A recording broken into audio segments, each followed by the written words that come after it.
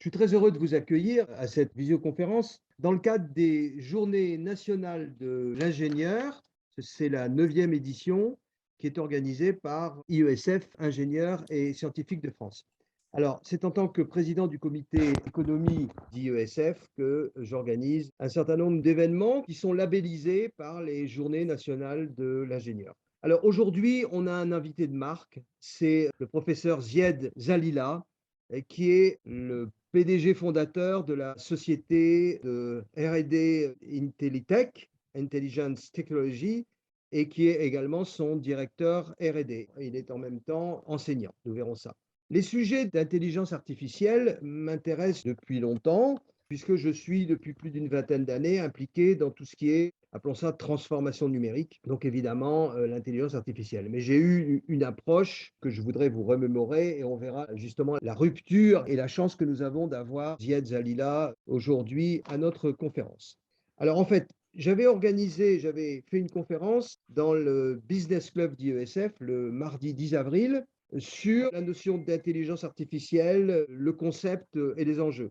Et je suis également passé à une émission de télévision, Tambour battant, Demain TV, animée par un homme remarquable qui s'appelle Antoine Spire, qui faisait Staccato avant sur France Culture. Et le sujet, c'était avancées et risques de l'intelligence artificielle. C'était en juin 2018. Les sujets que j'avais abordés, c'était quelles tâches pour quels hommes face à l'intelligence artificielle, quels sont les résultats d'une étude sur l'intelligence artificielle et le capital humain, l'IA, un débat sociétal qui est transmis dans l'entreprise, face à l'intelligence artificielle, quels sont les risques ressentis par les membres de l'entreprise et de la société en général. Le premier risque évoqué, c'était l'impact de l'IA sur l'emploi.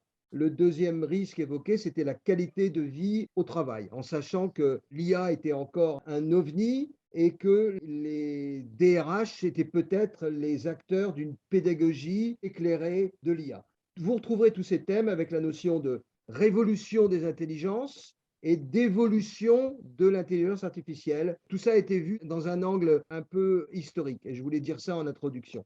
La rencontre avec le professeur Zied Zalila, c'est la suivante. Je suis administrateur et trésorier de Forum Athéna, qui est un think tank qui existe depuis une quinzaine d'années. Et le nouveau président, Philippe Laredo, m'a téléphoné, il faut absolument que tu viennes. On fait un dîner avec un invité et c'est Zied Zalila. Et j'avoue que j'ai été assez scotché par le côté excessivement pratique, ce qui n'exclut pas une hauteur de vue et des solutions d'intelligence artificielle floue qui ont des résultats. C'est une réalisation, ce n'est pas un projet, c'est une vérité. Je vais maintenant passer la parole à notre invité vedette, Zied Zalila, d'aujourd'hui. Alors, je vais lui demander de se présenter. Ensuite, j'ai préparé 6 questions qui concernent son activité et vous verrez que les réponses sont excessivement pratiques. Donc, Zied, je te donne la parole pour un mot d'introduction.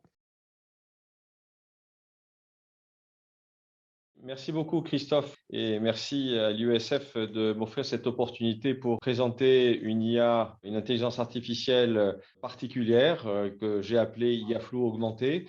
C'est une IA qui est une IA de confiance au sens de la Commission européenne, dont je vais vous exposer les spécificités et les avantages par rapport aux autres IA plus classiques qui sont plutôt des IA dites boîte noire. Je suis donc formé en IA depuis 1987, diplôme d'ingénieur en IA et en mathématiques appliquées et j'ai poursuivi par un doctorat en mathématiques pures. Et j'ai eu la chance de rencontrer un maître, un des copapas de la théorie du flou, le professeur Kaufmann, qui était avec Zadé, fondateur de l'IA flou, des mathématiques du flou. Et donc, j'ai poursuivi par un doctorat en théorie du flou, et ce qui m'a permis de développer des systèmes opérationnels, d'abord avec l'IA flou classique, et puis ensuite avec l'IA flou augmentée à partir de 2002-2003. Voilà, j'ai deux casquettes. Je suis à la fois le professeur de mathématiques du flou et d'intelligence artificielle à l'Université de technologie de Compiègne et je suis le directeur fondateur de la société Intelitech depuis 1998. Il faut remonter à août 56, la date de fondation de cette nouvelle discipline que McCarthy avait proposé d'appeler intelligence artificielle. Et en fait, lors de cette école d'été à New Hampshire, donc à l'université de Dartmouth, il y avait deux clans qui étaient un peu opposés avec des postures et des spécialités différentes. D'une part, il y avait les neurobiologistes, les neuropsychologues, les neurophysiologues qui s'intéressaient à une partie de l'intelligence humaine qui était la perception humaine. Et donc, pour eux, l'être humain percevait développé grâce à ces neurones bas niveau. Et donc, ils ont proposé de développer un concept de réseau neuromimétique qu'on appelle aujourd'hui réseau de neurones. C'est en fait un graphe hyper connecté et orienté et qui permet de percevoir. L'objectif de cette IA, qu'on appelle aujourd'hui IA connexionniste, parce qu'il y a plein de connexions entre les nœuds, c'est une IA dont l'objectif premier est la perception humaine. Ce n'est pas par hasard si la plupart des applications les plus connues des réseaux de neurones sont la perception de visage, la perception d'objets, etc. Ceci étant dit, les réseaux de neurones ont montré aussi leur intérêt en traduction automatique, en percevant des expressions finalement et des mots dans différents langages. Je souhaiterais en fait attirer votre attention sur un point très important, c'est qu'un réseau de neurones perçoit des formes mais ne raisonne pas. En d'autres termes, les traducteurs automatiques à base de réseaux de neurones n'ont pas d'analyseur syntaxique, n'ont pas d'analyseur sémantique, ils perçoivent des formes et ils mettent en lien une forme avec une autre d'un langage vers un autre langage. Donc ils créent des graphes finalement reliant une forme à une autre. Et c'est très puissant. Moi, ce qui m'a intéressé, c'est l'autre versant de l'IA développé par les psychologues cognitivistes, par les logiciens, donc les mathématiciens, et qui s'intéressait à une autre partie de l'intelligence. C'est le raisonnement, la prise de décision humaine. Donc vous voyez, il y a la perception, c'est normal. On a besoin, avant de décider, de percevoir.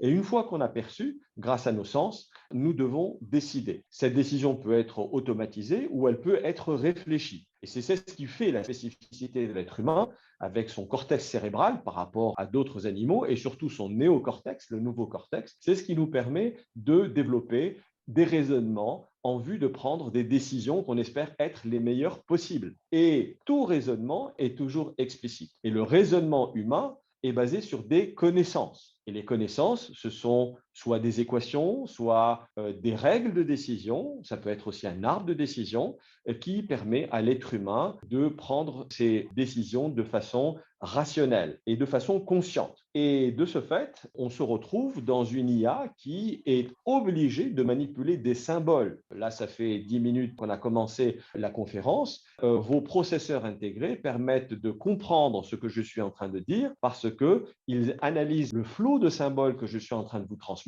en vue de comprendre le sens de ce que je suis en train de dire. Et donc, il faut, dans ce cas-là, développer un automate qui sait manipuler des symboles et c'est ce qu'on appelait l'IA symbolique ou l'IA cognitiviste. L'IA symbolique en référence à l'IA qui manipule des symboles. L'IA cognitiviste, que je préfère plus, c'est une IA qui est basée sur de la connaissance. En août 56, les spécialistes de l'IA symbolique se sont dit, OK, qu'à cela ne tienne, qui nous a dit que l'être humain raisonnait à partir de règles? C'est Aristote, le fameux philosophe, précepteur d'Alexandre le Grand, 4e siècle avant Jésus-Christ, qui a proposé, dans sa logique qui porte son nom, qui est à la base de toutes les mathématiques modernes, d'utiliser la notion de règle, si, alors, puis des syllogismes, les formes de raisonnement qu'il a proposées, modus ponens et modus tollens, pour pouvoir déduire quelque chose, des conséquences, à partir d'antécédents de règles et à partir de son schéma de raisonnement. C'est ça ce qui m'a le plus intéressé et ça a permis finalement ce modèle de raisonnement humain qu'on appelle la déduction. Je vous rappelle, c'est la déduction que vous avez utilisée dans votre jeunesse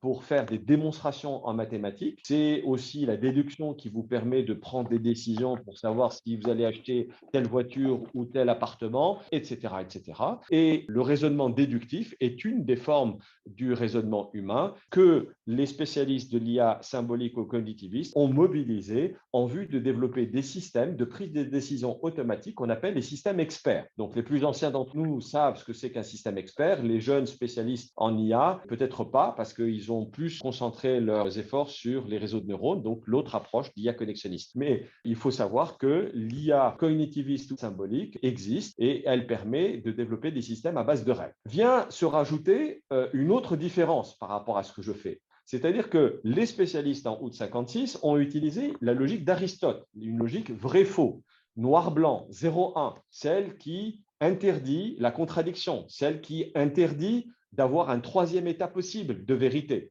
Ou c'est vrai ou c'est faux, le tiers est exclu. Nous, les spécialistes des mathématiques du flou, nous remplaçons l'axiome proposé par Aristote il y a 2370 ans par un autre axiome. On a bien le vrai, on a bien l'état du faux, mais entre les deux, nous considérons qu'il y a une infinité non dénombrable de degrés de vérité entre le vrai et le faux. De ce fait, on passe d'une logique dite binaire à une logique continue, finalement, qu'on appelle vulgairement logique floue, telle que l'a proposé Zadeh en 65, mais en fait, ça revient à une logique continue. Historiquement, quand j'ai fait des recherches d'épistémologie, j'ai vu que finalement, ce n'était pas mes maîtres Zadeh et Kaufmann qui avaient inventé cette logique-là, mais bien un logicien polonais du nom de Jan Łukasiewicz, qui en 1920 avait osé, le premier dans l'histoire de l'humanité, remplacer l'axiome d'Aristote par un autre axiome, donc le vrai, le faux, et un troisième état qu'il appelait l'état incertain, c'est-à-dire vrai et faux à la fois, ou ni vrai ni faux. Et historiquement, on comprend pourquoi en 1920, il s'est intéressé à une telle logique, il a été poussé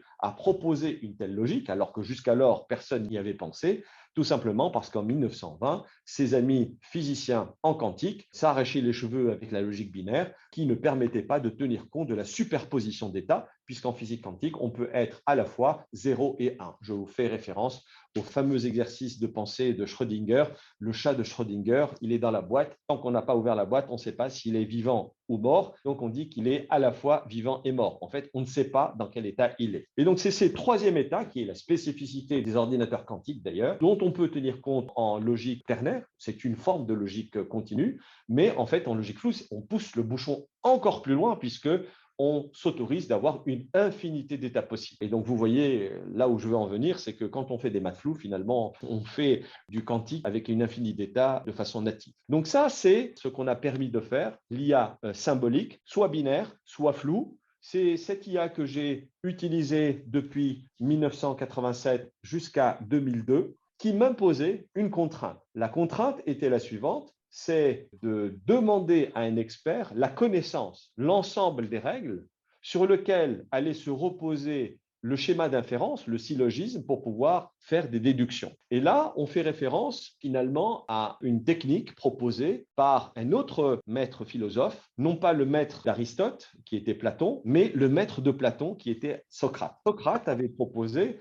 de faire accoucher l'expert de sa connaissance par une interaction avec cet expert en le questionnant de manière à ce qu'il puisse, à partir de ce processus qu'il a nommé la maïeutique, le faire accoucher de sa connaissance. Je rappelle que la maïeutique en médecine, c'est l'art de faire accoucher une personne. On appelle ça une maïeuticienne, sage-femme, ou un maïeuticien, le sage homme en fait. Et d'ailleurs, la maman de Socrate était une sage-femme. L'ingénieur cognitiviste ou le psychologue cognitiviste va, au travers de cette discussion avec l'expert, le faire accoucher de sa connaissance. Et si l'expert accepte de jouer le jeu, parce que quelquefois on est confronté à un problème non négligeable, c'est-à-dire le fait que l'experte ou l'expert ait peur de dévoiler sa connaissance, peur de perdre de son pouvoir, et là on est dans un problème psychologique et sociologique, et si l'expert ou l'expert accepte de jouer le jeu, on est capable de modéliser ses connaissances sous forme de règles. Si alors, en utilisant une logique binaire, on a un système expert binaire, en utilisant une logique floue, on a un système expert flou. C'est comme ça que j'ai piloté un des premiers véhicules autonomes ou automatisés, on appelait ça automatisé, de Renault en 1990, il y a 32 ans de ça déjà. On a développé plein de systèmes, le premier étant la ACC, donc la régulation de vitesse-distance qui fonctionnait excessivement bien. Et on a développé plein d'autres systèmes pour automatiser l'intégralité du pilotage du véhicule grâce à des systèmes flous qui ont pour avantage d'être non linéaires, donc de tenir compte de la complexité des processus qu'on est en train de mettre en place et surtout de bien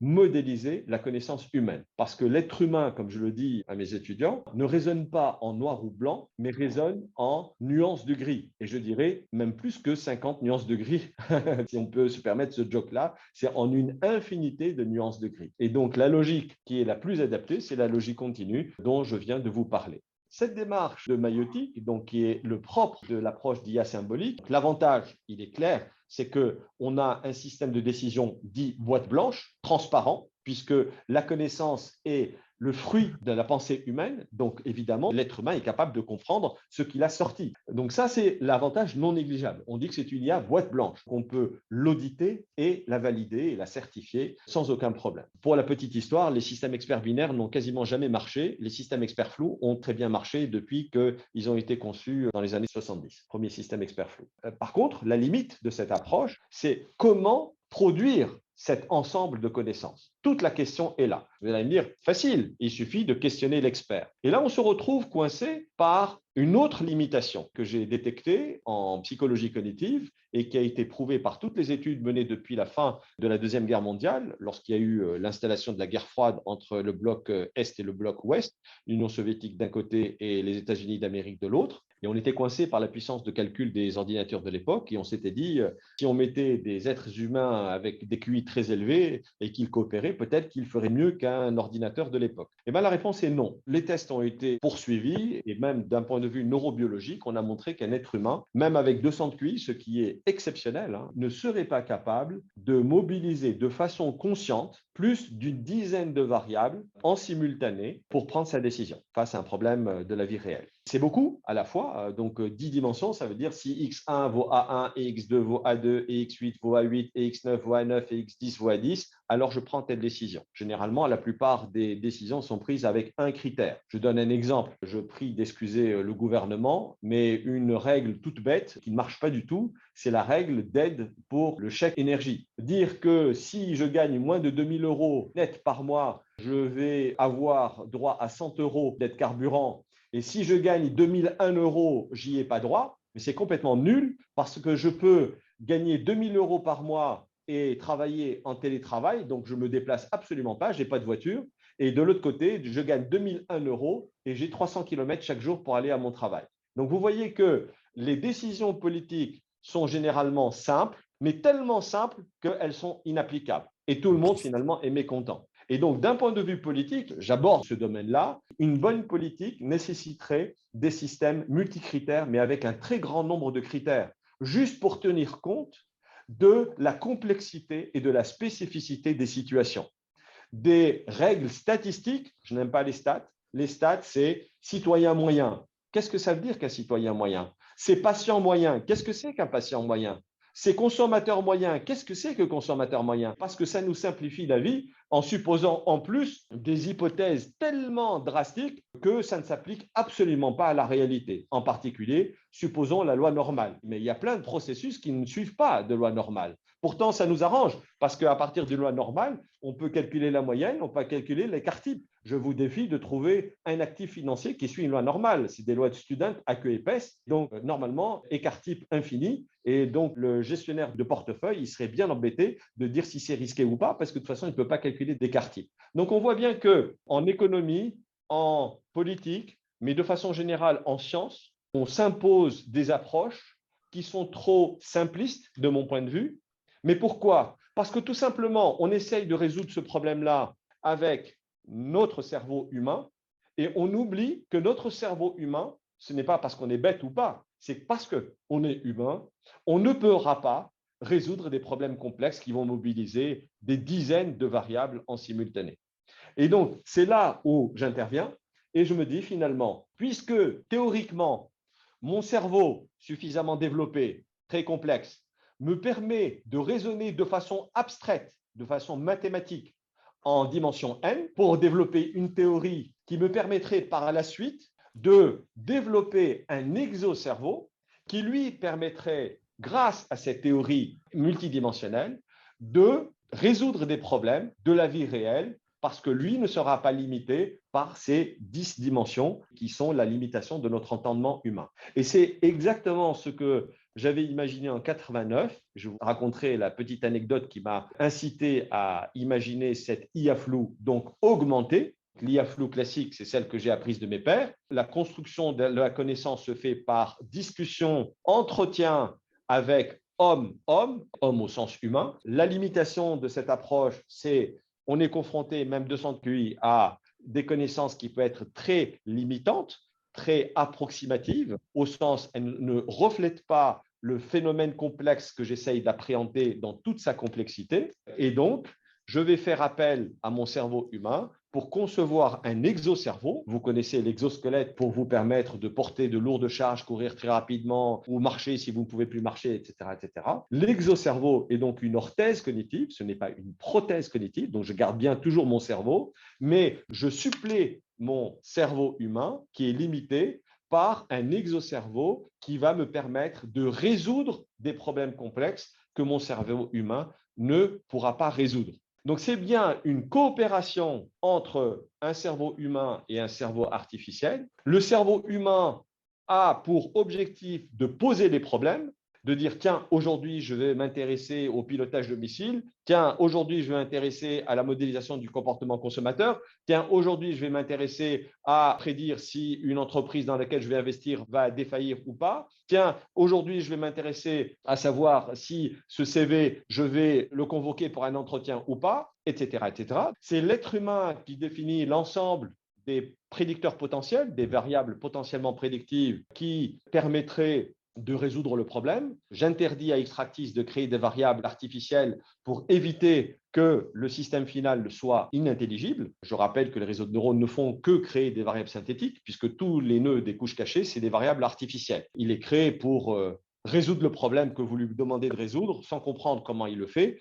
J'appelle ça un bidouilleur numérique, si vous me permettez l'expression, c'est-à-dire qu'il crée autant de couches cachées que nécessaire, autant de nœuds que nécessaire pour pouvoir atteindre l'objectif que vous lui avez fixé, c'est-à-dire reconnaître telle forme. Donc, l'être humain pose le problème, ramène les données, ramène toutes les variables qui, de près ou de loin, même au énième ordre, pourraient être intéressantes. Si on pense que les couleurs des yeux du capitaine pourraient être intéressantes, on le met dans l'ensemble des variables potentiellement prédictives et on soumet la résolution du problème au robot Xtractis, en l'occurrence, le nom de cette IA flou augmenté, qui va développer des raisonnements particuliers qu'on appelle des raisonnements inductifs pour pouvoir découvrir de la connaissance. Alors, vous allez me dire, c'est quoi l'induction? C'est une forme de raisonnement très importante qui a été proposée au XIe siècle par un mathématicien et physicien arabe de l'actuel Irak qui s'appelait Al-Hassan ibn al-Haytham et qui, en géométrie optique, a proposé le premier dans l'histoire de l'humanité d'utiliser des équations pour modéliser la nature. Sachez que les équations n'étaient pas connues des Grecs et tout ça. C'est pour ça que c'est Al-Khwarizmi, un mathématicien ouzbek du 9e siècle, qui a proposé la notion d'équation. Il a importé la notion de variable de chez les pharaons. Il a importé le zéro des Indiens. Et Al-Khwarizmi a développé la notion d'algèbre. L'algèbre qu'on connaît, algèbre, la réduction par contrainte, c'est ce qui vous permet, quand vous dites x plus a égale x plus b, de simplifier x parce que x moins x, ça fait 0. Ça nous paraît trivial aujourd'hui, mais au 9e siècle, ce n'était pas du tout trivial. Et sans l'algèbre, on n'aurait pas pu faire tout ce qu'on sait faire en mathématiques d'un point de vue algébrique aujourd'hui. En mobilisant ces notions-là, Al-Hassan ibn al-Haytham a dit, je vais faire des observations sur le processus que je veux modéliser. On appellera ça aujourd'hui vulgairement un ensemble de données. Donc, c'est des observations sur des situations de référence, l'entrée, et puis sur la valeur de la variable que je veux expliquer, prédire la sortie. Je fais suffisamment d'observations de manière à ce que, après, mon cerveau humain me permette de trouver des équations.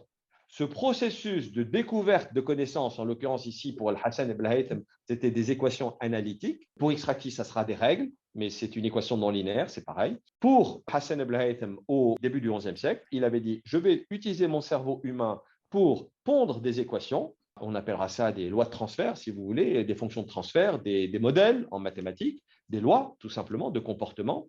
Je vais vérifier que cette équation ou ces ensembles d'équations marchent bien pour les points que je connais déjà, les observations que j'ai déjà faites. Ensuite, je fais de nouvelles observations et je vérifie que mon modèle tient toujours le choc. On appellera ça aujourd'hui la validation. Et si ça tient toujours, je suis content.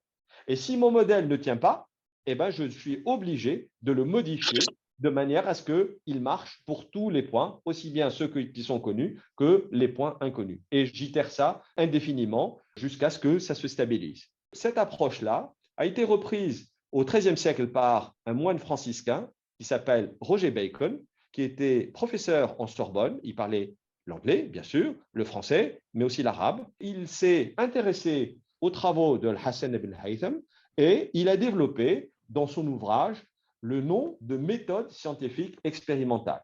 Et depuis, quand on prend plus tard Francis Bacon, même nom mais pas la même famille, a repris cette approche-là sous le nom de l'empirisme et Auguste Comte, plus tard, sous le nom de positivisme.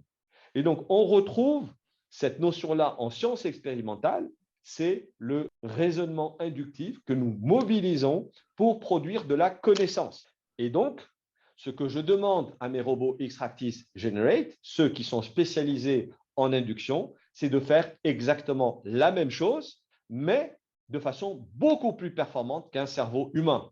parce que eux, si on leur met suffisamment de mémoire et suffisamment de puissance de calcul, ils pourront développer leur stratégie de raisonnement inductif avec 200 000 variables en simultané si c'est nécessaire, ce qui est strictement impossible pour quelque être humain que cela soit. Et donc, vous voyez comment je résous ce nœud fondamental de l'IA symbolique. J'ai toujours défendu depuis 1984 que je connais l'IA symbolique. Je connais parfaitement aussi l'IA neuronale, bien évidemment, mais simplement, je préfère l'IA symbolique tout simplement parce qu'en science, ce que l'on souhaite, c'est produire de la connaissance. Or, l'IA neuronale produit un modèle, certes, mais boîte noire, donc il n'a pas le statut de connaissance. J'insiste là-dessus parce que beaucoup confondent modèle et connaissance. Nous pouvons avoir des modèles qui fonctionnent, mais qui n'ont pas le statut de connaissance parce que tout simplement, d'après Larousse, connaissance, ça doit être accessible à l'entendement humain, donc intelligible. C'est pour ça que j'utilise le terme de intelligibilité, de modèle intelligible, c'est-à-dire un modèle composé de connaissances. La connaissance, je vous rappelle, ça peut être un arbre de décision, des règles, net ou flou, des équations, net ou flou d'ailleurs, ou un petit réseau sémantique qui n'est pas trop touffu. Si tout est connecté à tout, ça devient non intelligible. Donc voilà, le nœud du problème, c'est de pouvoir avoir à la fois l'avantage de l'intelligibilité proposée par l'IA symbolique, d'avoir l'avantage de la non-linéarité proposée par l'IA symbolique floue, mais aussi avoir l'avantage de la production automatique de modèles que permet l'approche neuronale, mais que ne permettait pas l'IA floue classique ou l'IA symbolique binaire classique. Et donc là, finalement, que fait un réseau de neurones? Ça n'est rien d'autre qu'un algorithme d'optimisation. On doit minimiser l'erreur. Je suis matheux, je développe un algorithme d'induction, qui est un algorithme d'optimisation particulier, et je dote mes robots d'une famille infinie de stratégies d'induction floue, c'est-à-dire qui permettent de produire de la connaissance à base de règles floues de façon automatique. Cela signifie que sur un même problème, sur une même base de données, en fonction de la puissance de calcul qui est à ma disposition, je vais pouvoir lancer N robots d'induction à l'assaut du même problème. C'est comme si j'avais embauché N scientifiques de haut niveau, l'un d'Afrique, l'un d'Asie, l'un d'Europe, l'un d'Amérique du Nord, l'un d'Amérique du Sud, l'un d'Océanie, et je leur demande de résoudre le même problème à leur façon. Ils ont été formés dans des universités différentes, ils sont spécialisés dans la même problématique, et on leur demande de raisonner de façon différente pour résoudre le même problème. Et c'est exactement ce qui se passe. Comme ils ont à leur disposition une famille infinie de stratégies d'induction floue, ils vont s'instancier dans un premier temps d'une forme de raisonnement qui leur est propre. Ils vont travailler, donc c'est un système multi-agent, c'est une IA collective. Ils vont travailler de façon compétitive au départ, chacun pour soi et Dieu pour tous, de manière à permettre l'innovation. Je ne copie pas sur l'autre parce que sinon je risque d'être influencé par le résultat de l'autre. Je produis mon modèle à ma façon. Il y en a certains qui vont dire, tiens, moi, je vais tenter de résoudre ce problème-là avec 3 règles floues. L'autre, il va dire, moi, je pense qu'il est plus complexe. Je vais essayer 50 règles floues. L'autre va dire, tiens, je vais essayer 22 règles floues, etc., etc. Il y a d'autres paramètres. Et une fois que le modèle a été produit par ce robot Extractive Generate, donc c'est un modèle à base de règles, totalement boîte blanche, intelligible, auditable, certifiable par l'être humain, ce qui est une condition très, très importante. Une fois que le robot a produit cet ensemble de règles, il va s'atteler à l'évaluation systématique et intensive de la performance descriptive, prédictive et réelle de chaque modèle qu'il a produit, de la même façon et de façon honnête. On connaît malheureusement le cas de certains doctorants qui, à la fin de leur doctorat, ils se trouvent coincés avec des modèles qui ne sont pas très bons. On bidouille par-ci, par-là pour faire croire qu'on a quelque chose d'intéressant et aller présenter ça en Californie. Pas de bol, c'est qu'on va présenter un article qui ne vaut pas grand-chose parce qu'après, l'équipe australienne va reprendre le même modèle, va l'appliquer sur d'autres situations et on se dit, mais pourquoi chez vous ça a marché et chez nous ça ne marche pas? Quand on essaye de reprendre, problème de la répétabilité en science, on connaît ça. Et donc là, Xtratis est un honnête et sage robot, donc il va évaluer honnêtement la qualité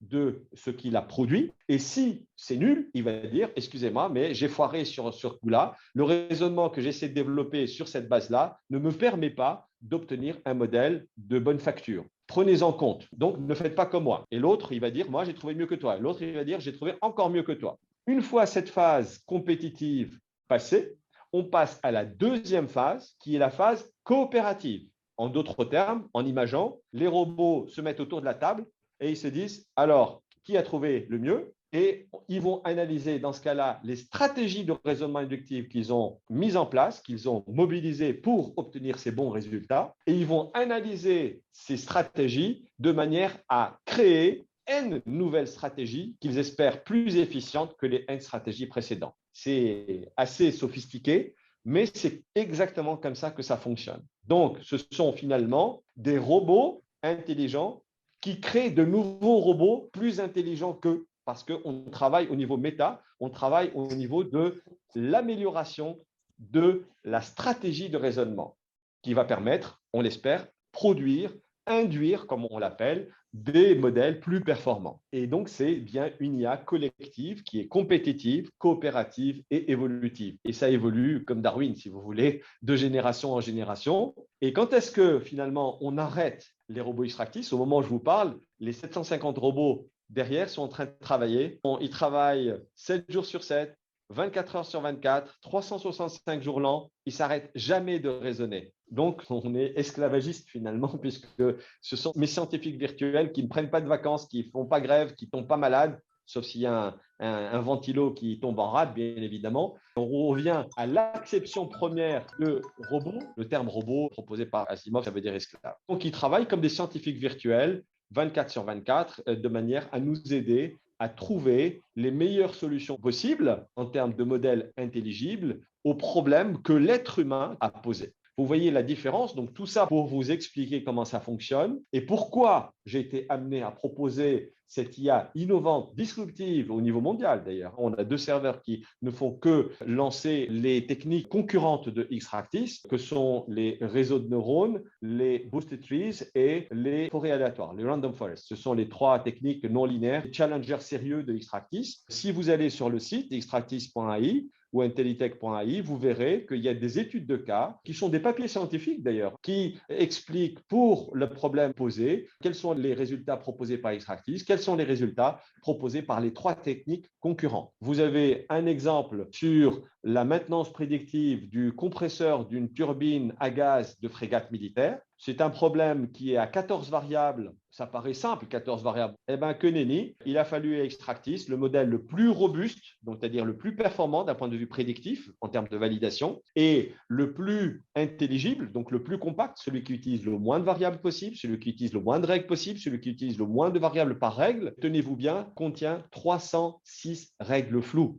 Alors vous allez me dire, mais c'est horrible. Oui, c'est important, mais il ne peut pas faire autrement. C'est-à-dire que le processus qui a été modélisé est un processus bigrement complexe, bigrement non linéaire. D'ailleurs, on a fait quelques coupes dans l'étude de cas. Vous allez voir, il y a des caniveaux, il y a des pics, il y a des machins, il y a des trucs. Et donc, il a fallu 306 équations non linéaires pour pouvoir résoudre ce problème-là. À titre d'information, l'équivalent, avec une performance légèrement moindre obtenue par les boosted trees, on est à 402 000 règles binaires. Donc, vous voyez que ça peut être du dodu. Certains m'ont interpellé sur LinkedIn en me disant « Ouais, mais 306 règles, c'est beaucoup, on ne comprend plus rien. » Non, 306 règles, on peut les comprendre. Il suffit de prendre son temps. Je rappelle que le premier système expert qui a été développé par le Centre de recherche médicale de l'Université de Stanford, c'était MySyn, et c'était un système expert qui était spécialisé dans le diagnostic de pathologie du sang et il devait prédire le type d'antibiotique qu'il fallait, la posologie et la durée. Et bien, ce premier système expert, créé à la main, si vous voulez, contenait quand même 600 règles binaires. Il n'a pas été opérationnel, mais c'est quand même 600 règles binaires. Donc là, vous avez 300 règles, vous pouvez les lire et les comprendre, mais il faut bien comprendre une chose,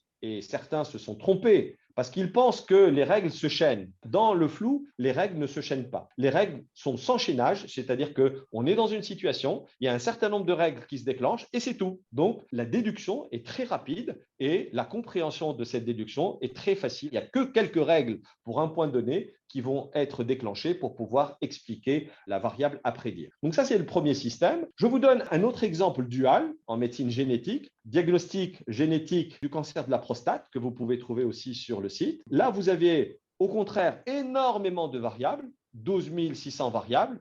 En temps normal, je suis absolument convaincu que la médecine évoluera énormément grâce à la médecine épigénétique, c'est-à-dire le génome, mais aussi l'environnement de vie de l'être humain qui influe sur l'expression et la non-expression des gènes. Donc en génétique, ici, on avait 12 600 gènes, on avait 102 points seulement, 102 cas dans un espace à 12 600 dimensions, c'est le vide sidéral, et pourtant Extractis a été capable de trouver un modèle qui est très bon, qui n'utilise que 7 gènes et 4 règles floues. Aujourd'hui, un tel système pourrait sauver bien d'hommes de par le monde. Juste par analyse de ces 7 gènes, par biopsie, on a immédiatement le résultat final. Donc, vous voyez qu'on a deux exemples qui sont duaux. Dans un cas, il y a peu de variables. Finalement, le système est complexe et on trouve beaucoup de règles. Dans l'autre cas, il y a beaucoup de variables. Finalement, Extractis nous dit non, non, le processus n'est pas si complexe que ça. Voilà les 4 règles et vous avez un système quasiment parfait. Voilà la spécificité de l'IA symbolique floue augmentée, Extractis, l'IA cognitiviste floue augmentée, c'est-à-dire sa capacité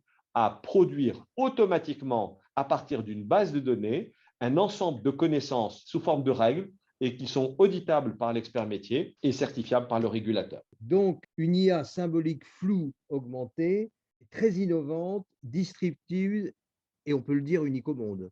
Exactement, c'est disruptif parce que personne n'y avait pensé auparavant. Unique, oui, aujourd'hui, nous sommes toujours en train de faire du benchmarking et de la veille sur tout ce qui se passe au niveau mondial. Et je puis vous dire, parce qu'on a des grands partenaires, des multinationales, qui me disent qu'il n'y a pas d'autre solution à ce jour. Certainement qu'il y en aura d'autres qui poindront leur nez. On attendra. De toutes les façons, nous ferons le benchmark puisque, in fine, comment pouvez-vous comparer deux méthodes différentes pour savoir quelle est la plus performante? Tout simplement en prenant la même base de données et lancer les deux algorithmes sur la même base de données. Évaluer la performance prédictive, la performance réelle, et puis surtout comparer si c'est intelligible ou non intelligible. Dans notre cas de figure, les trois techniques qui sont aussi performantes que Extractis, Extractis même peut les battre dans le cas où il y a peu de données, ce sont les trois que j'ai cités, Boosted Trees, forêt aléatoire et les réseaux de neurones.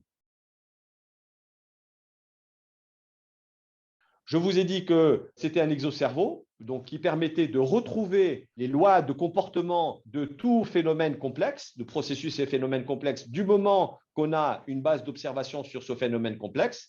À titre d'information, voilà ce qu'on appelle phénomène complexe, généralement des grandes dimensionnalités, mais ce n'est pas suffisant parce que si les variables sont indépendantes les unes des autres par une approche cartésienne, on peut décomposer, projeter sur les axes et puis on résout le problème de façon simple. Ça, c'est la différence entre compliqué et complexe. La complexité, ça intervient avec les interactions. Dès que vous avez des interactions entre les variables, vous ne pouvez plus décomposer au risque de perdre de l'information. Et un autre phénomène spécifique à la complexité, c'est ce qu'on appelle les signaux faibles. Les signaux faibles, c'est quelque chose de très, très important si on veut gérer les processus complexes. Un signal faible, c'est une variable qui individuellement paraît peu importante, mais combinée à d'autres signaux faibles et au moins un signal fort, permet d'expliquer le phénomène. On retrouve ça dans les comportements malveillants qu'il faut détecter, fraude, blanchiment, mais aussi terrorisme. Mais on retrouve ça aussi dans les comportements de cancer. Les cellules tumorales ont un comportement similaire. Elles vont se masquer pour ne pas être détectées au départ par notre système immunitaire et quand elles se sont démultipliées, elles ont métastasé, à ce moment-là, elles ne se cachent plus. Je rappelle que les cellules tumorales sont capables de couper les lignes de communication entre les cellules dendritiques qui détectent leur image, leurs photos,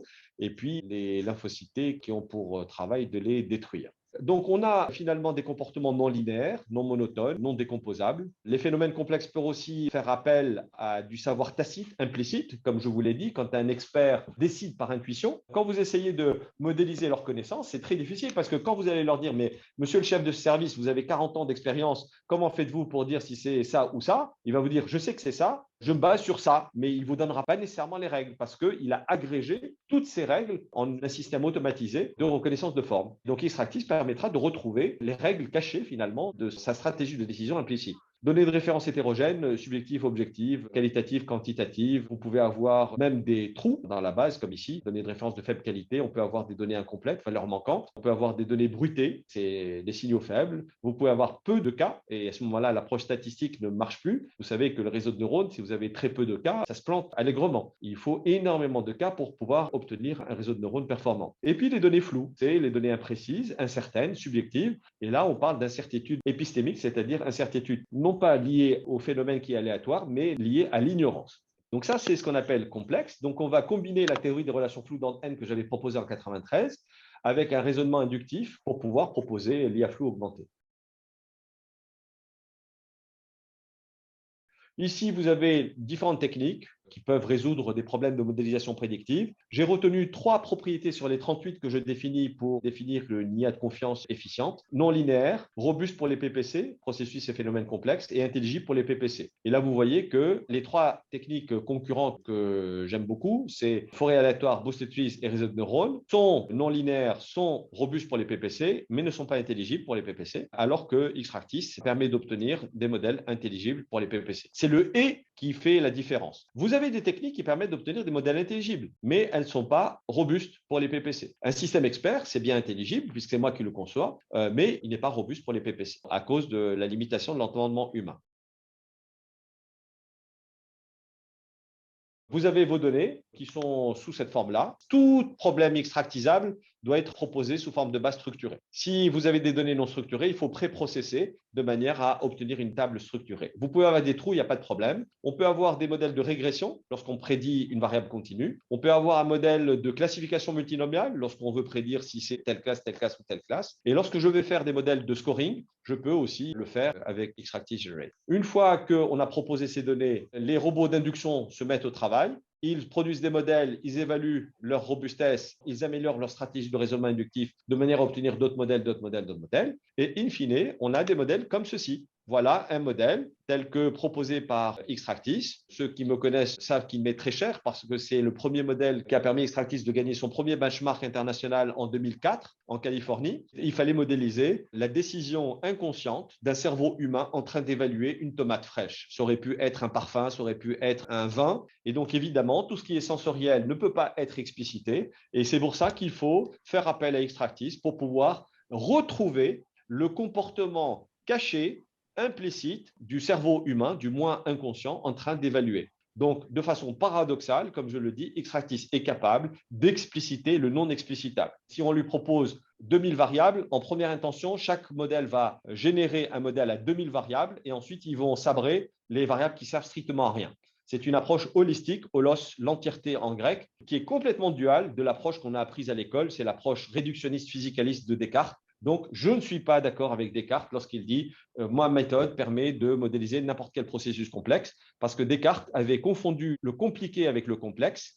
Il avait oublié que dans un système complexe, il y avait non seulement les composants, mais surtout les interactions entre les composants. Et quand on coupe, on casse les interactions, donc on perd de l'information. Donc, dans Xtractis, on a une approche holistique, c'est-à-dire on prend tout en ligne de compte au départ, en première intention. Ensuite, on enlève tout ce qui ne sert à rien et on crée petit à petit des modèles de plus en plus intelligibles. Donc là, vous voyez, il est parti de 25 variables. Le meilleur modèle est à 2 variables.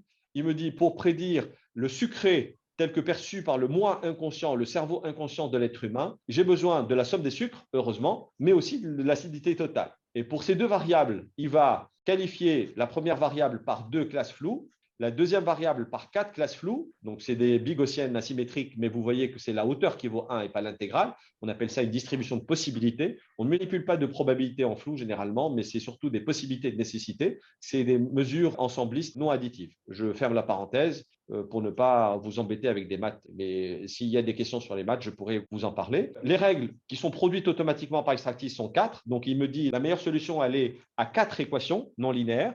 4 relations floues d'ordre n. Là, ici, c'est 3 relations floues d'ordre 3, 2 entrées, 1 sortie. Mais ça aurait pu être une relation d'ordre 4, d'ordre 2, etc. Si l'acidité totale est plutôt faible et la somme des sucres est plutôt faible, alors le sucré tel que perçu par le moi inconscient est faible.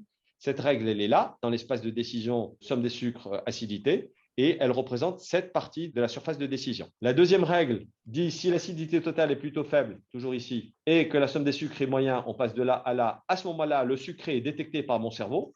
La deuxième règle, elle contrôle cette zone-là et elle représente cette partie de la surface de décision. La troisième règle, qui est la plus intéressante, elle dit la chose suivante et qui est la plus intrigante. Si l'acidité totale est élevée et que la somme des sucres est au-dessus de la moyenne, donc on passe de là à là en termes d'acidité, somme des sucres, on passe de là à un niveau plus élevé de sucre, alors mon cerveau humain ne détecte plus le sucré. Et là, on retrouve la stratégie utilisée par les fabricants de soda qui bourrent votre soda d'acide phosphorique de manière à ce que votre cerveau ne détecte pas la sursaturation glucidique. Il y a 120 grammes de sucre pur dans 1 litre de ce fameux soda. Et donc, normalement, au bout de 50 grammes, vous êtes écœuré. Votre cerveau, qui aime le sucre, parce qu'il sait que c'est l'énergie du corps, c'est aussi qu'une grande quantité de sucre est nocive pour le corps dont il a la charge, la protection. Et donc là, pour éviter cette mauvaise expérience de vomissement, les fabricants de soda injectent de l'acide phosphorique à gogo dans le soda, pH de ce fameux soda 2,3, 2,7.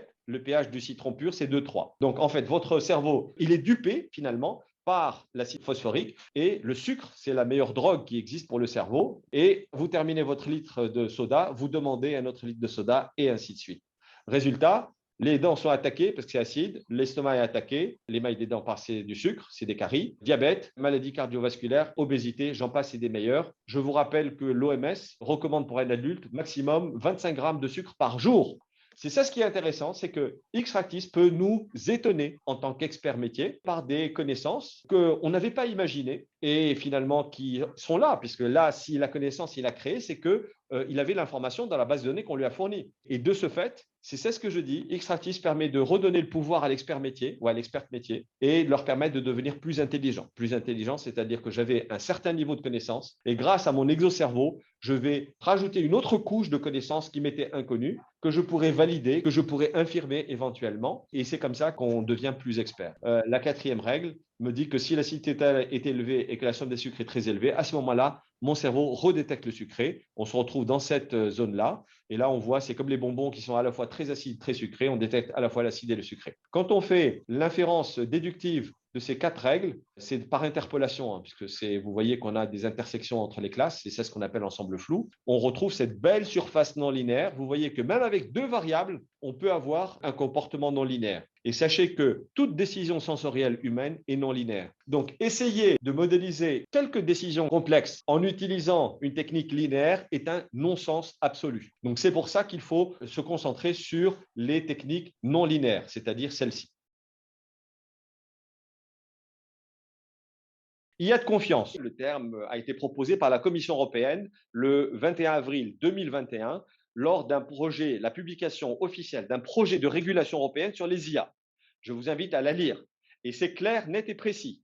Dorénavant, ils ont dit que si l'application que vous voulez développer en IA est critique, à ce moment-là, vous n'aurez pas le choix que d'utiliser une IA transparente, une IA boîte blanche. Ça peut être pilotage de véhicules autonomes, en défense, en sécurité. Quand vous dites, monsieur le juge, celui-là, il faut l'arrêter en préventif parce qu'il va faire un attentat, le juge, il va vous dire, expliquez-moi pourquoi. Et il ne va pas vous prendre pour de l'argent comptant votre réseau de neurones boîte noire pour dire arrêtez celui-là parce que je sais qu'il faut l'arrêter. Non, il faut justifier. Vous n'allez pas dire à Airbus attention, votre moteur va tomber en rade parce que mon réseau de neurones a dit qu'il allait tomber en rade. Il va vous dire non, je ne peux pas l'arrêter. Il faut me justifier pourquoi il faut que je l'arrête et que je le répare. La notion d'IA de confiance sera obligatoire pour toute application IA critique.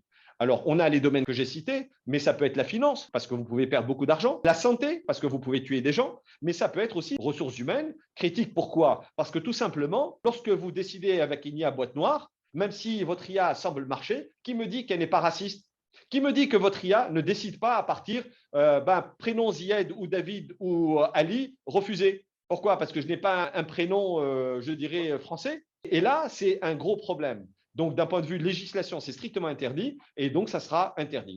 Donc, je fais la différence entre intelligibilité et explicabilité. Et ça, c'est un point très, très important. Intelligibilité, comme je vous ai dit, c'est la capacité d'expliquer l'intégralité de la logique interne du système à partir d'un ensemble fini de connaissances. C'est le terme qui est utilisé, que j'ai utilisé depuis 1993. C'est le terme qui est utilisé par les juges, par les juristes. Ils vont vous dire, est-ce que votre système qui a commis tel accident de voiture, par exemple, la fameuse voiture électrique qui a des réseaux de neurones embarqués, eh ben, elle ne pourra plus s'amuser à faire ça. Parce que réseau de neurones qui entraîne un accident, le juge va dire, monsieur X, vous allez m'expliquer pourquoi votre système a pris telle décision. Et si le concepteur n'est pas capable d'expliquer, à ce moment-là, il pourra être condamné et c'est une régulation européenne, donc 4% du chiffre d'affaires, ce qui peut faire beaucoup, sans parler de la partie pénale. Donc, l'intelligibilité, c'est différent pour moi de l'explicabilité, bien qu'aux États-Unis, on a tendance à confondre les deux. Intelligibilité, c'est un ensemble fini de connaissances qui permet d'expliquer l'infinité des situations que vous allez me proposer. Et l'explicabilité, c'est pour un cas donné, dites-moi comment vous avez pris votre décision à partir des règles que je vais valider et auditer. Et Xtractis est une IA de confiance parce qu'elle est intelligible et explicable. Ça permet de détecter les biais dans les stratégies de décision, dans les bases de données.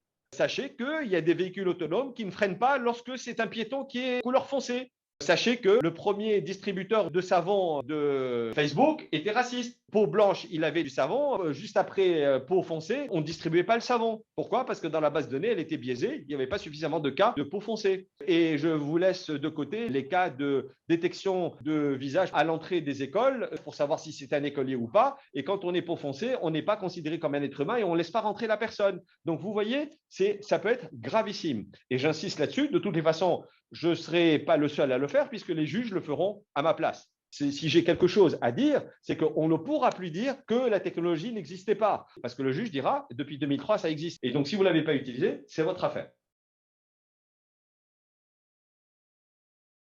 L'IA souveraine. La souveraineté, c'est quoi? C'est que, étant donné que je suis le concepteur et l'inventeur de cette techno avec mon équipe de recherche d'Intelitech, on ne fait pas appel à des codes de calcul développés par d'autres. Généralement, quand on fait de l'IA, on va programmer des codes de calcul développés initialement par le MIT, l'Université de Stanford, Carnegie Mellon, Pittsburgh ou maintenant aussi de très bonnes universités chinoises. Les grandes sociétés du numérique sont passées par là, ont racheté la propriété intellectuelle et vous la proposent gratuitement, en usage gratuit. Mais on confond l'usage gratuit avec la propriété, ce qui est totalement différent. Quand vous utilisez les codes open source IA, vous appuyez sur une touche pour dire « j'accepte », mais vous n'avez pas lu que le code de calcul reste la propriété de la société numérique qui a acheté les droits. Ça veut dire que lorsque vous allez développer des systèmes stratégiques pour la nation, imaginons des systèmes d'armes, des véhicules autonomes, des systèmes de diagnostics médicaux, et on en sait un rayon avec la Covid. Imaginons pour l'alimentaire, l'industriel. Si vos codes de calcul font ombrage à de grandes sociétés qui possèdent la technologie, du pays qui possède la technologie, à ce moment-là, le président de ce même pays peut décider de couper les licences. Je vous rappelle qu'aujourd'hui, il y a une guerre. Et donc, les États-Unis d'Amérique ont coupé la vente des composants logiciels IA à la Russie et l'accès aux technologies. Voilà une mesure de rétorsion immédiate. Quand je précisais ce danger-là à l'époque, au ministère de la Défense, on m'avait dit que c'était théorique. Et en fait, le président Trump, il avait Huawei en ligne de mire en mai 2019 et ils ont dit mais comment je vais faire pour casser Huawei? Parce que Huawei était premier au niveau des smartphones en 2019. Et le PDG de Google lui a chuchoté à l'oreille, Monsieur le Président, vous savez comment faire? Interdisez-moi de concéder la licence Android et Play Store à Huawei. Immédiatement, il lui interdit. Et aujourd'hui, je vous laisse imaginer le rang dans lequel se retrouve Huawei au niveau des smartphones. Donc, évidemment, ça les a poussés à développer leur propre environnement, leur propre OS. Mais vous voyez comment vous pouvez casser un pan complet de l'industrie juste en coupant les licences d'un code qui était open source. Vous avez l'usage gratuit, mais absolument pas la propriété.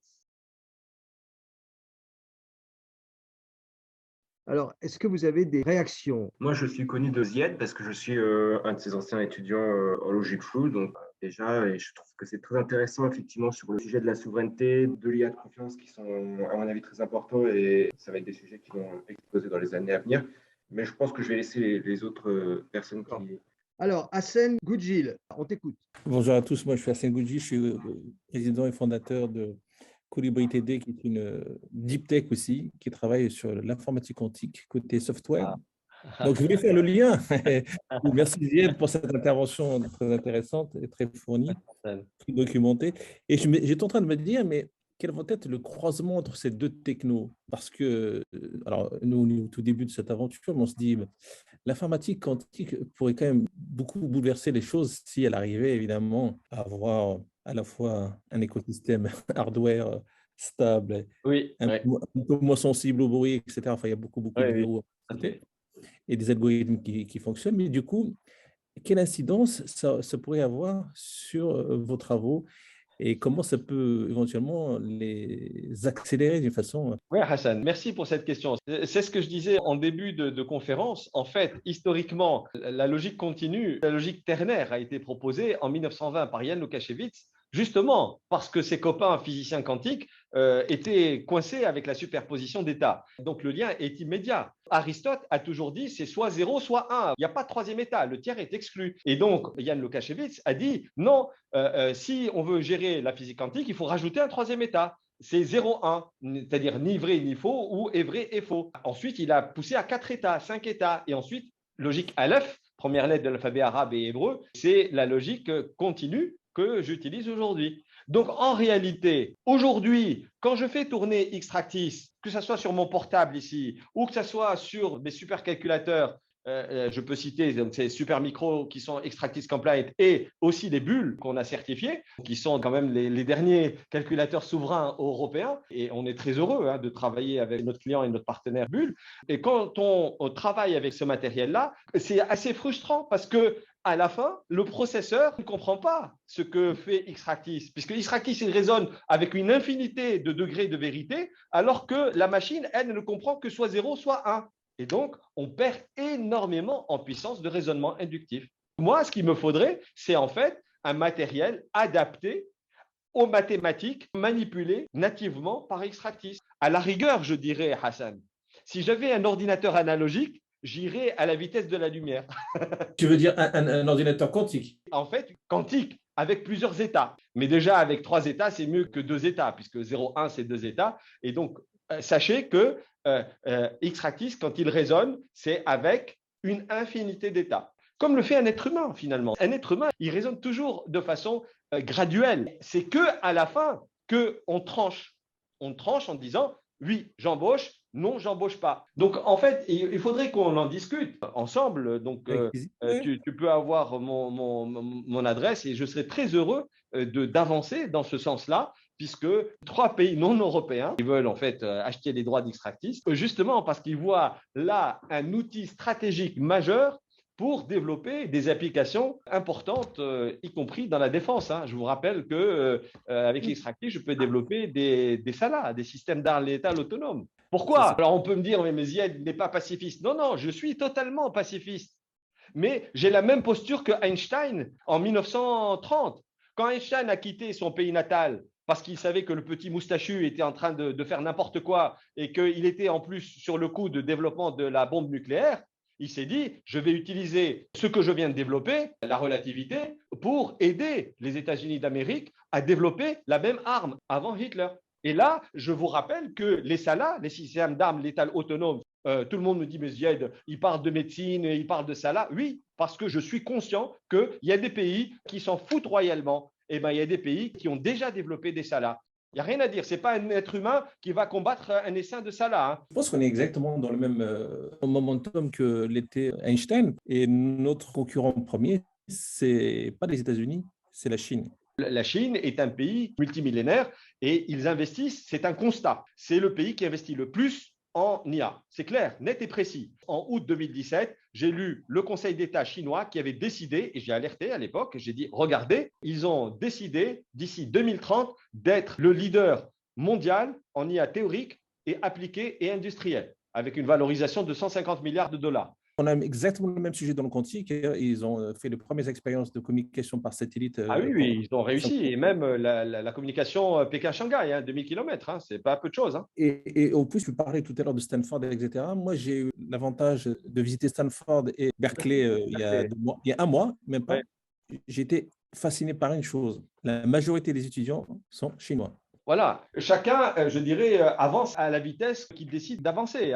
Et je trouve que c'est dommage. D'autant plus, encore une fois, que comme je l'ai dit à Christophe, c'est une IA souveraine. Et donc, on maîtrise les algos, on maîtrise les codes, et ce n'est pas open source, j'insiste, parce qu'il faut bien qu'on vive nous, mais le fait que ce soit un code protégé, ça permet aussi de ne pas le laisser à disposition des autres, parce que sinon, vous avez le malveillant, ils ont des docteurs et des ingénieurs, ils accèdent nuit et jour aux codes de calcul qui sont open source, et quand l'attaquant et le défenseur jouent avec les mêmes armes, c'est toujours l'attaquant qui a l'avantage. Donc en cybersécurité, pareil, au lieu que ce soit des êtres humains qui vont découvrir quel est le comportement de l'attaquant de tel pays, pour passer 2 semaines, 3 semaines ou un mois à chercher ça, peut-être qu'en quelques heures de calcul, Xtractis va sortir le comportement, il va dire tel pays attaque de cette façon-là. Donc, j'ai un système de défense. Xtractis, comme il est capable de faire de l'induction, il peut même aller découvrir le comportement caché des systèmes ennemis. et je peux, par abduction, faire de la cyberattaque, puisque c'est autorisé par notre doctrine aujourd'hui. Là, on diverge en termes d'application, mais que voulez-vous? On est quand même dans une situation exceptionnelle au niveau de notre humanité. Et ce qui paraissait complètement science-fiction, pour moi, c'était absolument pas science-fiction. Moi, je raisonne toujours à 20 ans, 30 ans.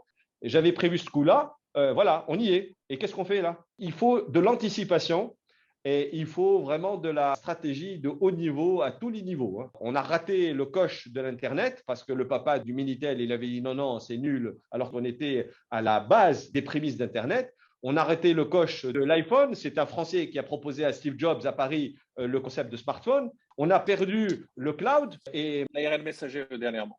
Voilà. Alors que qui est l'inventeur de l'ARN messager? Ce sont des Français, prix Nobel de médecine en 1960. Et ce qui est intéressant, c'est que nous, là, pour nous financer, les financeurs français nous disent que c'est trop tôt. On me la raconte celle-là aussi. Ah oui, mais on va attendre quoi? Que les autres rachètent la technologie. Et ça, c'est un point très, très important. On est toujours en retard. Et il faudrait qu'en Europe de façon générale, en France de façon particulière, on soit beaucoup plus innovant, beaucoup plus prise de risque. La devise des SAS, Who dares wins, qui ose gagne. Est-ce qu'il y a une autre question? Oui, je voulais simplement me présenter rapidement. J'ai fait 30 ans de carrière dans l'armée française au ministère de la Défense, en particulier comme officier de renseignement. Et ensuite, j'ai fait une carrière de 11 années chez Bull, où j'ai connu à ce moment-là, évidemment, mon ami Zied. Et je voulais insister particulièrement sur ce qu'il a présenté, quelque chose qui, en matière de renseignement, est particulièrement important, qu'on fasse du renseignement électromagnétique, d'imagerie ou humain, c'est le fameux signal faible. Puisque finalement, quand on regarde la totalité des algorithmies qui nous étaient proposés au ministère de la Défense, toutes ces algorithmies avaient plutôt tendance à éliminer les signaux faibles afin de garder les variables qui étaient, Zied, si je dis des bêtises, tu me corriges, les variables qui étaient totalement représentatives. Ouais, en revanche, et l'expérience l'a montré, c'est de justement pouvoir générer des outils nous permettant de prendre des décisions, en particulier sur la détection et l'analyse de signaux faibles. Tout à fait.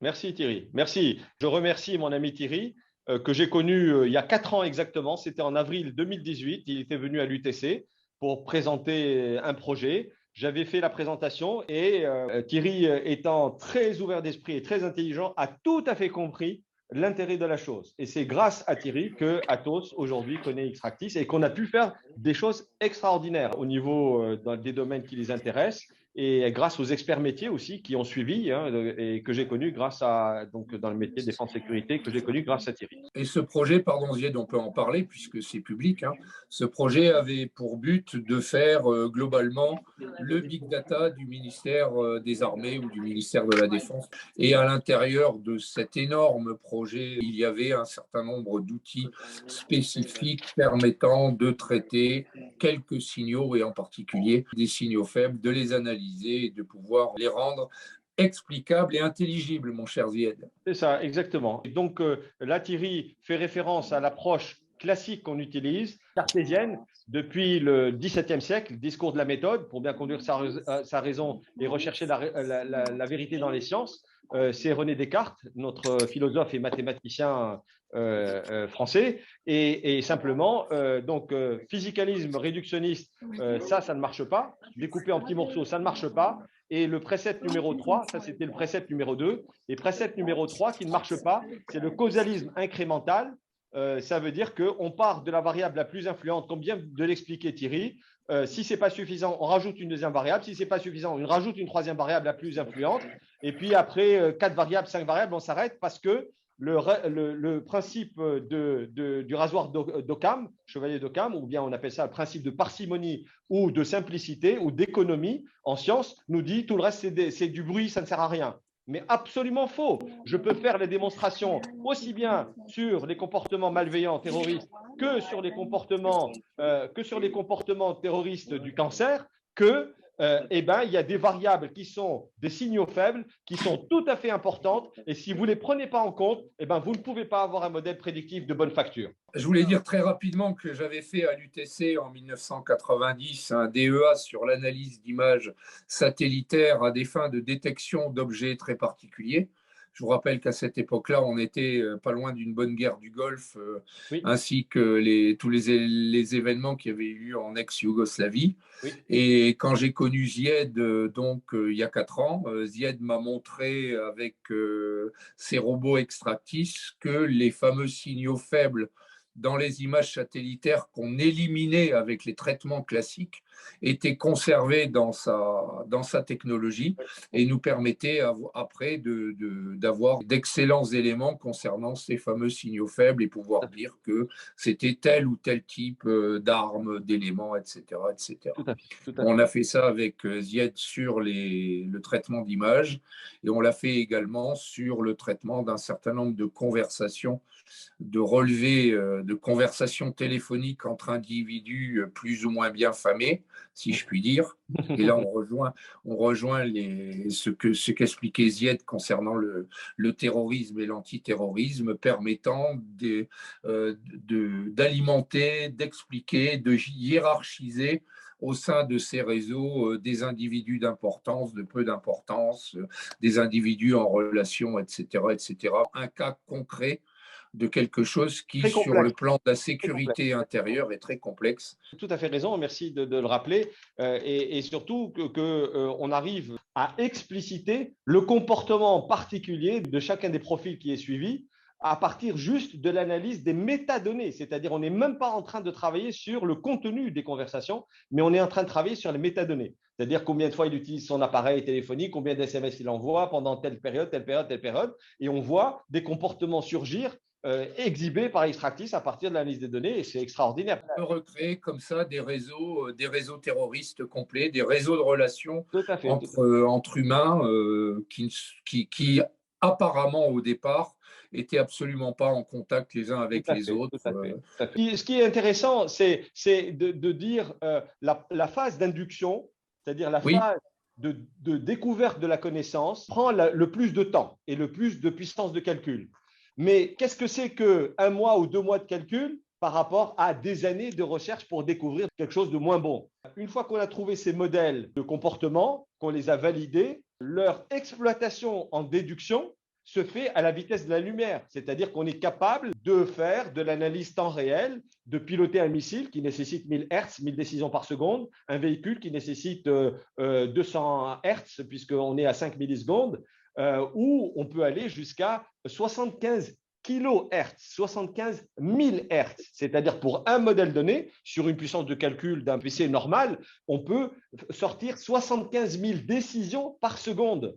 Et quand je suis en raisonnement déductif, on est capable, pour chaque décision prise, de demander à Extractis d'expliquer sa décision. Donc, il sort un rapport complet pour dire « j'ai décidé que ce type-là, il était mal famé et je vous explique pourquoi ». Ou telle phase et je vous explique pourquoi, à partir de quoi? À partir des règles déjà figées. En revanche, Zied, si je puis me permettre, il y a quand même une exigence dont tu as parlé initialement. Les données d'entrée sont des données structurées. Structuré, exactement. Et les ça, données c'est doivent être structurées. fondamental. Voilà, c'est Ça veut dire fondamental. que sur les données qu'on a initialement, si elles ne le sont pas, il Il faut faut les faire le rendre. pré-processing. Qui parfois demande énormément d'hommes ingénieurs et non pas forcément de calcul. Thierry, de le rappeler, je voulais développer un solveur universel de modélisation prédictive, ce qu'est Extractis aujourd'hui, mais le seul invariant mathématique que j'avais imposé, c'est que tous les problèmes donc solubles via Extractis soient posés de la même manière, c'est-à-dire sous forme de table, ligne-colonne.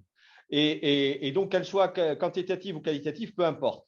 Et donc, ça nécessite, lorsque, comme l'a dit Thierry, justement, lorsque la donnée est non structurée, de type image, signal, spectre ou texte, de faire un pré-processing. Nous, aujourd'hui, on le fait hors Extractis, on le fait sous Python, et ensuite, on a la table, et à ce moment-là, c'est Extractis qui fait le travail. D'ailleurs, pour la petite histoire, la V12 aujourd'hui d'Extractis permet de traiter les variables nominales, les variables symboliques, de façon native, c'est-à-dire qu'on n'a plus besoin de les splitter en n variables binaires, et donc ça nous ouvre, Thierry, un champ des possibles très important pour traiter le texte pur, donc pré-processé, et hop, le texte pur peut être traité, donc on peut attaquer la modélisation à partir des contenus sur le web et tout ça, et tout ça. Voilà.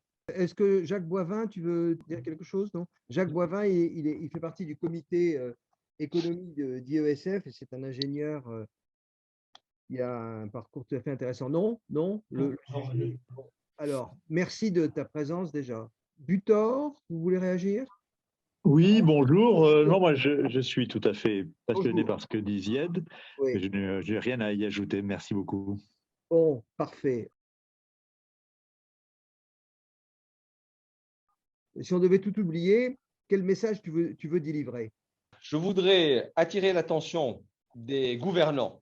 Premier point, l'IA aujourd'hui, ça paraît complètement extraordinaire. Je suis convaincu, ça sera l'équivalent de l'informatique 2.0 dans quelques années. Ça veut dire que ça va toucher tous les domaines.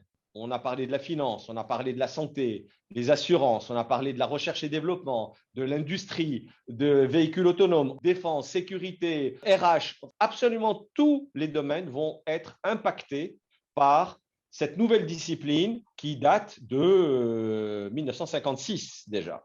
Aujourd'hui, on a la puissance de calcul qui permet de faire des choses extraordinaires. L'inconvénient, c'est que certaines technologies consomment énormément d'électricité. Donc ça, c'est un autre point. On pourrait parler de l'empreinte carbone de telle IA plutôt que telle IA. Et comme je vous ai dit que Xtractis est une IA frugale, eh bien, vous voyez l'intérêt. C'est qu'à partir de quelques données, je peux avoir déjà un résultat. Je n'ai pas besoin d'avoir 10 millions de données pour pouvoir produire quelque chose.